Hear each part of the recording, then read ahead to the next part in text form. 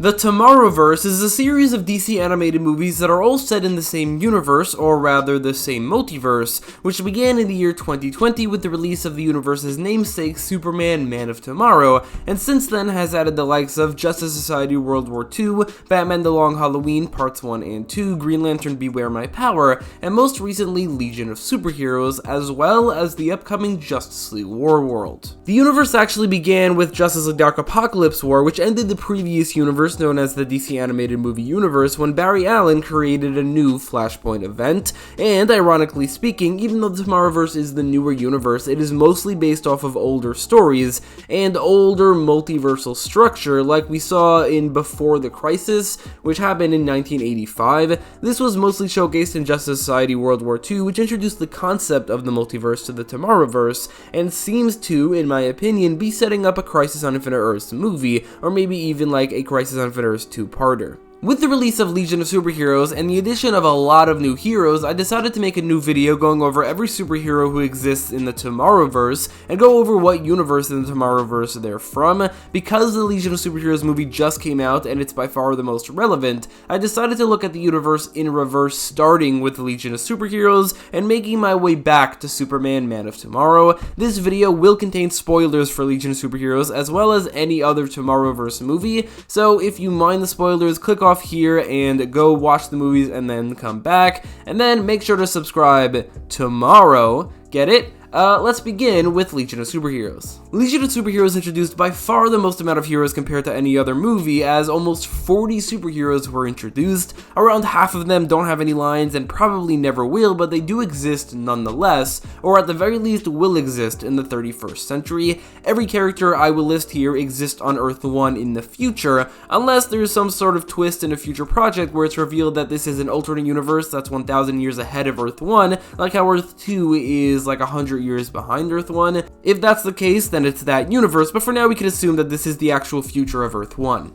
So let's start off with the main characters. The main character of this movie is Kara Zor-El, aka Supergirl, played by Meg Delaney, as well as Quirrell Dox, aka Brainiac 5, played by Harry Shum Jr. In a story very reminiscent of the Justice League Unlimited episode Far From Home, Supergirl goes to the future, saves the Legion of Superheroes, and falls in love with Brainiac 5. Mon-El is also on the poster and was teased as one of the main characters, but the twist of this movie is that he's the villain and he works with Brainiac, which is very unexpected. I really like that twist, but it does preclude him from being considered as a hero in this universe for obvious reasons. These characters, aside from Mon-El, so Supergirl and Brainiac 5, are very similar to their comic book counterparts, so there's nothing really to delve into here.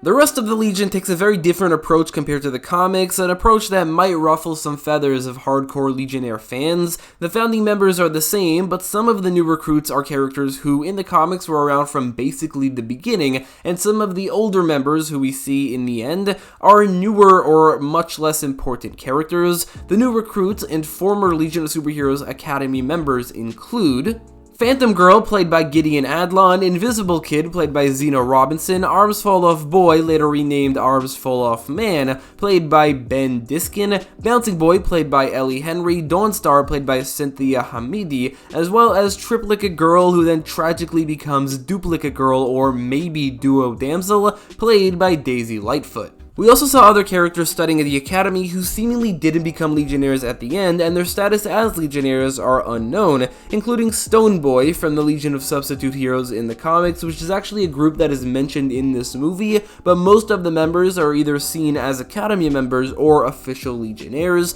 As for Stone Boy, he was either kidnapped by the Brainiacs, or he was actually just kicked out of school because he sucks. There's also Dream Girl, who we do see studying and then later on captured by Brainiac. There are then other heroes who are captured by Brainiac who we don't know if they are members of the Legion or if they're members of the Academy, although since they're not one of the 3 teachers and aren't on the mission, I think we can assume they're actually members of the Academy, including Chameleon Boy, who's one of those heroes who was like an original Legionnaire who here is an Academy member, and then also Monstrous, this guy who almost certainly looks like Color Kid from the Substitute Heroes, as well as this girl who closely resembles XS. All the other heroes we see are confirmed to be members of the Legion, including the teachers who didn't go out on the mission and remained at the Academy, Academy, those being Timberwolf, played by Robbie Daymond, Chemical King, played by Eric Lopez, and Shadowlass, played by Victoria Grace. This brings me to the hard part. At the end, after the Academy members defeat Brainiac and then Mon-El, the Legion of Superheroes return to the fray and we see 20 more heroes,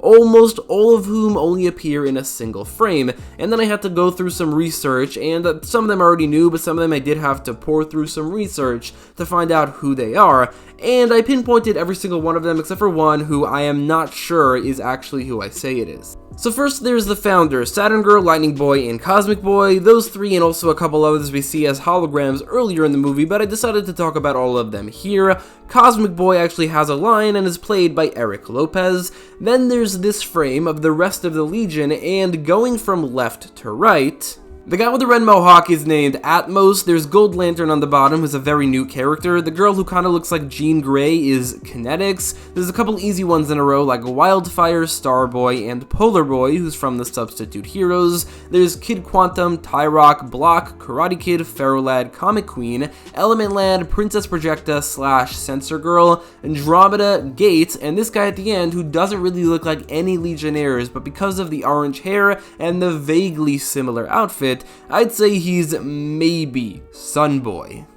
There are many others in the background, but they all have humanoid ambiguous silhouettes with nothing more than a color and some shading to differentiate between them, so there's no point in guessing who they are. I think that the Legion members who had a large role in this movie, plus maybe the founding members, will have a role in the future, which they should because they had a fairly substantial role in Crisis on Infinite Earths. All the other heroes will only appear in one frame, they probably will never do anything in this universe, and may never even have any lines. So moving backwards brings us to Green Lantern Beware My Power, which is the first time the Justice League had appeared in this universe after being set up in Justice Society World War II and in the end credit scenes of Batman The Long Halloween, although they completely skip its formation and even skip past some of the founding members having any relevance in this universe. This movie, alongside the two I just mentioned, confirms that the Justice League consists of characters who have already appeared like Superman, Batman, Flash, Martian Manhunter, and Green Arrow, as well as characters who we haven't ever seen before, like the Earth 1 version of Wonder Woman, who was mentioned in this movie but never appeared, Mara McCabe aka Vixen, played by Keisha Sharp,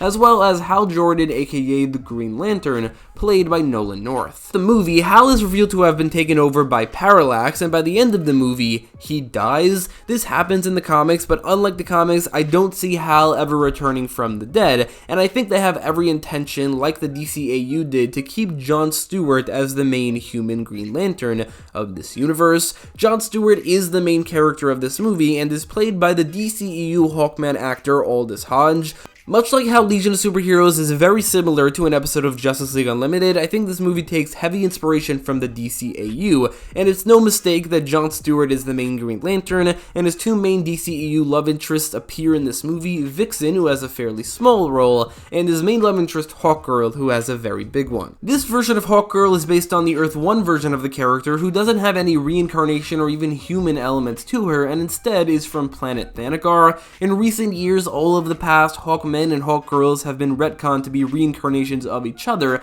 and this might be the case here as well, and it could connect to Justice Society World War II, but I'll get to that later. Hawkgirl hasn't yet joined the Justice League, but I think that she probably will in Justice League Warworld, and basically every other confirmed member of the Justice League that we've seen so far, plus others, will appear in Justice League Warworld as well. I should probably also mention that we see alien members of the Green Lantern Corps in this movie, including Abin Sur, Boudica, Kehan, Salak, Saranic Natu, Tomar Ray, Ali Zed, Hanu, Leira Omotu, and Katmatui, Kreon, as well as the Guardians of the Universe. But also, they're seemingly all dead. Like, every single one of them was killed by Parallax, and John Stewart is the only Lantern left in the universe, like how Kyle Rayner was in the 90s. In between Beware My Power and The Long Halloween, a short which is a direct sequel to Justice League Dark Apocalypse War was released called Constantine House of Mystery, which shows the universe punishing the Tomorrowverse version of John Constantine because the DCAMU version of John Constantine messed with the timeline. I don't know why they're not punishing Barry Allen as well, but they chose Constantine to punish. It's made pretty clear by design and certain dialogue that this is not the same person, it's the Tomorrowverse version of John Constantine, even though he's played by the same actor, that being Matt Ryan. In this short, we also see demons who disguise themselves as Zatanna, played by Camilla Luddington, and Etrigan, played by Ray Chase, who are friends of Constantine's in the Tomorrowverse, meaning that despite the fact that we never actually see these characters and we only see demons disguised as them, it does confirm that they exist in this universe as well as their designs and voice actors. The only other hero we see as themselves in this short, aside from Constantine, is the Spectre, played by Loud Diamond Phillips. The Spectre has a huge part to play in Crisis on Infinite Earths, so if that's what it's all leading up to, then we'll definitely see him again. The Spectre was initially from Earth 2 in the comics, and while we don't have confirmation of which universe this short is set in, I think by default, because it has Atana and Etrigan and it's the main universe, I think we can assume that it takes place on Earth 1, and maybe the Spectre is beyond the concept of universes, so it doesn't really matter which universe he's from. This is actually the third short that's a part of the Tomorrowverse, and we'll get to the other two later. Before that, there's Batman The Long Halloween, which is a two-parter, but I will talk about them together, which introduced far more villains than any other movie in the Tomorrowverse, but not nearly as many heroes. All these heroes exist on Earth 1, and we start with the titular character, Bruce Wayne, aka Batman, who's played by Jensen Ackles. Since we're going in reverse order here, Batman is the first hero I'm covering who's appeared in more than one movie. In fact, Batman has technically appeared in 3 movies, those being Batman The Long Halloween Part 1 and 2, as well as a surprisingly large role in Legion of Superheroes, and also he's pictured in Superman Man of Tomorrow, so technically he debuted there, but that's just a picture, I'm not counting that. Batman is a founding member of the Justice League and will definitely appear in Justice League Warworld, as he and Superman were a part of the end credits setup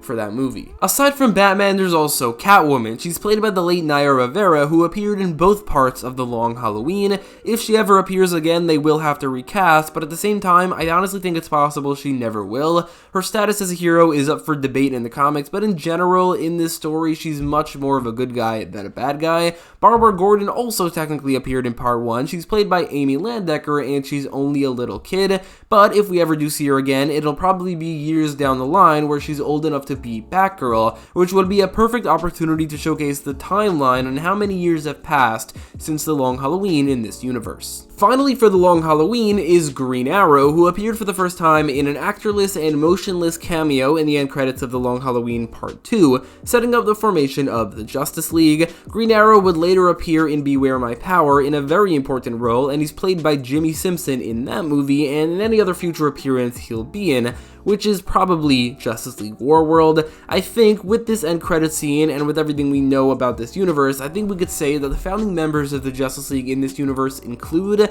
Superman, Batman, Wonder Woman, The Flash, Hal Jordan, Martian Manhunter, and Green Arrow, which is basically the original lineup from the comics, just with Green Arrow replacing Aquaman, whose Earth 1 counterpart has yet to be confirmed to even exist. If I had a nickel for every time a DC animated movie universe used an official origin story lineup from the Justice League from the comics, but then replaced Aquaman with someone else, I'd have 2 nickels, which isn't a lot, but it's weird that it happened twice. Between Justice Society World War II and Batman The Long Halloween Part 1, a short called Kamandi, the Last Boy on Earth was released, which is technically a direct prequel to World War II. It takes place in a post-apocalyptic future overrun by human-animal hybrids who worship someone they call the Mighty One, who left a long time ago and they're hoping he'll return like a Jesus figure, which is clearly Superman. Kamandi is the last human alive and is given a Superman suit and goes on a quest to search for Superman. In Justice Society World War II, we see Kamandi, who seemingly either came across a time machine or maybe a being with time travel abilities,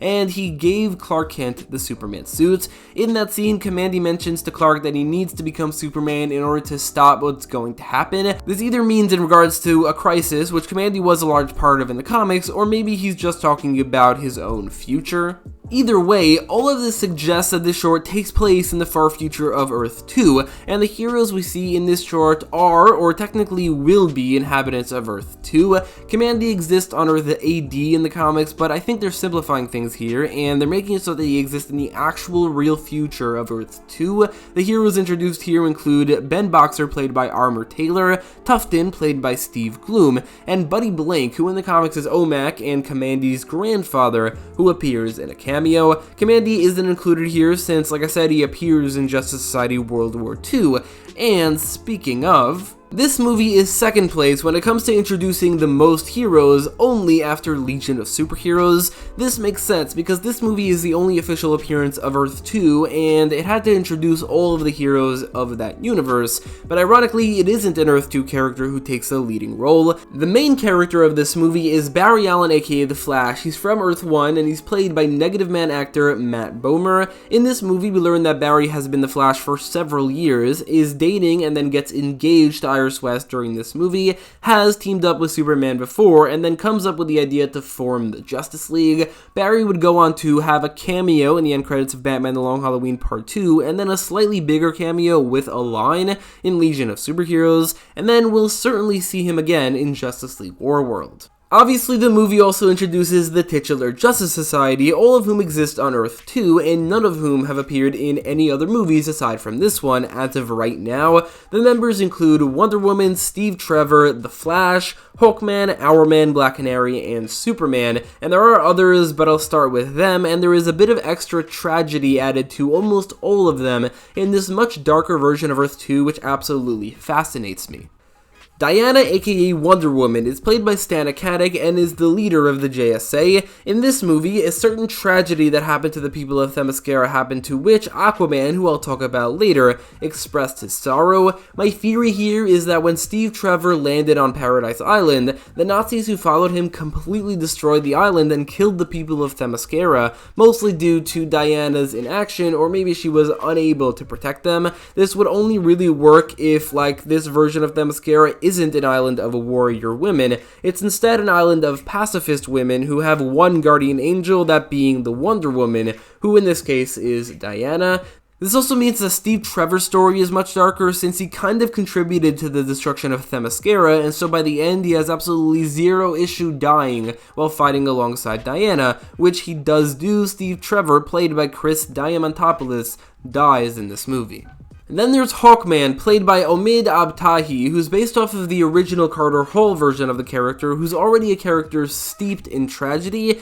but I think they added a bit more to make him maybe the most tragic superhero in DC history. Hawkman mentions he's on his 4th reincarnation and that he spends every life searching for Shi'ara. This doesn't make much sense since Hawkman's origin would have happened like thousands of years ago, and to be only on his 4th reincarnation, each life would have had to live for hundreds of years, or maybe he's not reborn the second he dies, but instead hundreds of years later. My headcanon to explain this is that Hawkman and Hawkgirl actually tragically take turns reincarnating, but they don't actually know that. When one dies, the other is born, and once they regain their memories, they then spend each life searching for the other, so they are basically trapped in a curse where they go through a cycle of being reborn and dying and spending each life in pursuit of something that doesn't yet exist, or has already died. It's incredibly tragic, but it kind of makes sense, and this might even connect to the Thanagarian Earth 1 version of Hawkgirl, since there's nothing to say that they need to reincarnate on the same planet or even in the same universe. Or maybe I'm looking too far into this, I don't know. Hawkman does die in this movie, and according to this theory, that means that Hawkgirl is now born at the same time,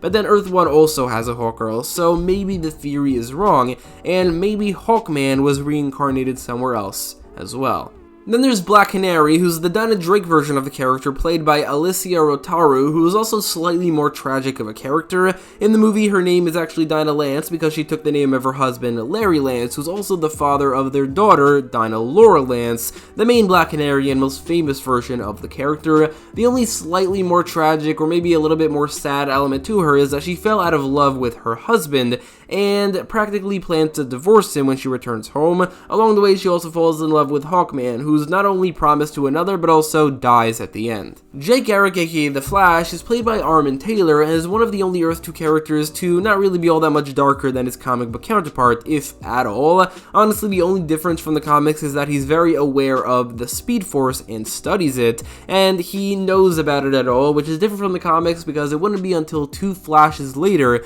Wally West, until the Speed Force would be discovered. Rex Tyler, aka Hourman, played by Matthew Mercer, also doesn't have any really dark changes from the comics, but the JSA's newest recruit who joins the JSA at the end of this movie definitely does. Kal-El, aka Clark Kent, alias Shakespeare, and then later Superman, is the only character we've seen in 2 different universes so far, although we know that Wonder Woman does also exist on Earth 1. He's played by Darren Criss, the same actor who plays him on Earth 1, so we could assume that Wonder Woman of Earth 1, as well as any other multiversal doppelgangers, will be played by the same actors who played them initially in the other universe, and this version of Superman is a fascinating take on the character, and like I said, he's much darker than the typical Superman. In this movie, it's confirmed that Kal-El was indeed taken in by the Kents, hence the name Clark Kent, but Jonathan and Martha actually died when Clark was 3. He was taken in then by an orphanage where he spends the rest of his childhood and was never adopted. This leads, honestly understandably, to a much more bitter Clark Kent who never even considers using his powers to be a hero, which only changes years into World War II because of the events of this movie. I love the idea of Earth 2 heroes having this added element of tragedy to them because, like, with characters like Superman and Wonder Woman, and maybe even Batman if we ever see him on Earth 2, they're very, very similar to their Earth 1 counterparts, but this differentiates them without having to change things about the main version of the character, but also it sets up this dynamic of Earth 1 being a bit nicer and a bit brighter than Earth 2, which is the opposite of the dynamic in the comics, where over time comics got darker, so Earth 2, the original comics, were brighter and goofier, and Earth 1, which did start very goofy, especially like in the 50s, but then grew to be a lot more mature and a lot more real, so by the time that the Crisis came around and then New Earth came around, they were much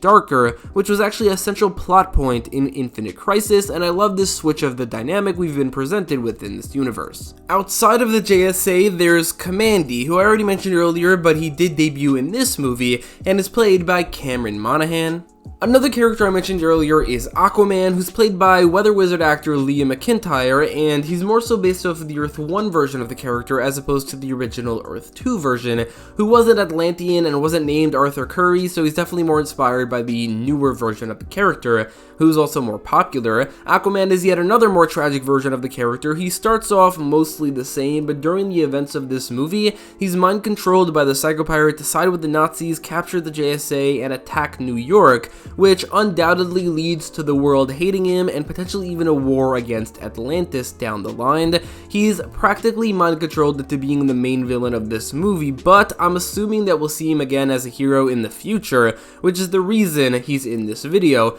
although he may never appear again, and the next time we see Aquaman, it might just be the Earth 1 version of the character. And finally for this movie is Kent Nelson, aka Dr. Fate, played by Keith Ferguson, who's also a more tragic version of the character, mostly due to how he's found in this movie, where we see him surviving being tortured by the Nazis, where he's practically been driven insane by that torture, as well as visions of the future. He's the one who guides Barry to Earth 2 to help the JSA, he mentions the Justice League, and drops heavy hints towards the crisis to come. Plus, Carter Hall says he recognizes him from a previous life, meaning that Kent Nelson might very well be immortal, and a lot older than he is in the comics. The first short that takes place in the Tomorrowverse is DC Showcase Adam Strange, which connects directly to Green Lantern Beware My Power, and is the reason I didn't already mention Adam Strange with that movie, as this is where he's introduced. He's played by Brian Bloom, who would go on to appear in Green Lantern Beware My Power as well, in a very important role.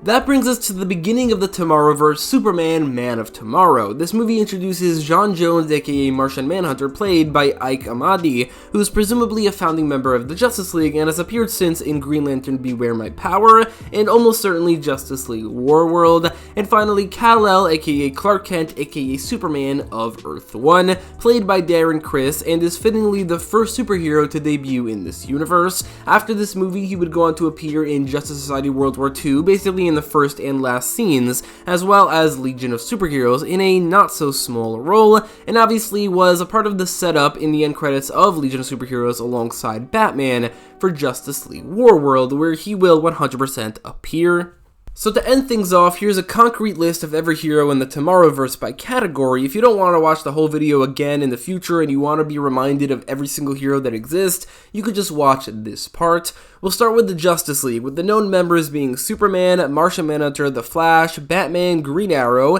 John Stewart Green Lantern, Vixen, Wonder Woman, and a deceased member, which is Hal Jordan, aka Green Lantern. Speaking of Hal Jordan, he was also a member of the Green Lantern Corps, alongside a litany of other deceased members, including Abensur, Boudica, Kahan, Salax, Tyrannic Natu, Tomare, Gali Zed, Hanu, Lera, Motu, Katmatui, Kreon, and the Guardians of the Universe, with the one that we saw being Ganthet. Then there's the Legion of Superheroes / Legion Academy members, including Supergirl, Brainiac 5, Phantom Girl, Invisible Kid, Arms Fall Off Man, Bouncing Boy, Dawnstar, Duplicate Girl, Stone Boy, Shadowlass, Timberwolf, Chemical King, Dream Girl, Chameleon Boy, Monstrous, Color Kid, XS, Cosmic Boy, Saturn Girl, Lightning Lad, Wildfighter, Sensor Girl, Pharaoh Lad, Star Boy, Karate Kid, Block, Polar Boy, Gold Lantern, Element Lad, Andromeda, Kid Quantum, Tyrock, Comet Queen, Gate, Atmos, Kinetics, and Sun Boy. Unaffiliated Earth 1 heroes include Adam Strange, Catwoman, and Hawkgirl, as well as Barbara Gordon in the future. That brings us to Earth 2, including JSA members Wonder Woman, Flash, Hourman, Black Canary, and Superman, plus Hawkman, who's dead, maybe reincarnated, as well as Steve Trevor, who's also dead. Unaffiliated Earth 2 heroes include Dr. Fate, Aquaman, as well as Hawkgirl. Either she was already alive during the events of the movie, or she was reincarnated when Carter Hall died. Then, from an unknown Earth, but probably Earth 1, is Zatanna, Etrigan the Spectre, and John Constantine, who's effectively deceased. And then finally, from an unknown Earth, but probably Earth 2, maybe Earth AD, is Kamandi, Tolton, Ben Boxer, and Buddy Blank.